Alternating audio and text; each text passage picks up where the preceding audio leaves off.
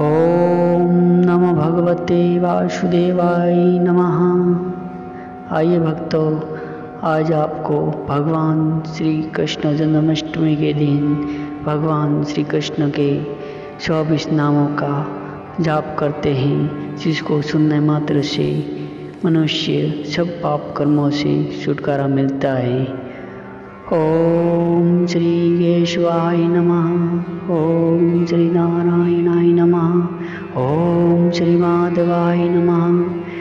ओम श्री गोविंदाय नमः। ओम श्री विष्णवे नमः। ओम श्री मधुसूदनाय नमः। ओम श्री त्रिविक्रमाय नमः। ओम श्री वामनाय नमः। ओम श्री धराय नमः। ओम श्री हषिकेशाय नमः। ओम श्री पद्मनाभाय नमः। ओम श्री दामोदराय नमः। ओम श्री श्री कृष्णाय नमः। ओम श्री प्रद्युम्नाय नमः। ओम श्री अनिरुद्धाय नमः। ओम श्री वासुदेवाय नमः। ओम श्री पुरुषोत्तमाय नमः। ओम श्री अधोक्षाय नमः।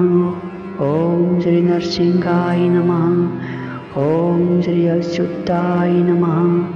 ओम श्री जनार्दनाय नमः। ओम श्री उपेन्द्राय नमः। ओम श्री हरये नमः। ओम श्री कृष्णाय नमः। ओम नमो भगवते वासुदेवाय नमः। ओम श्री कृष्णाय नमः। श्री राधे राधे। ओम।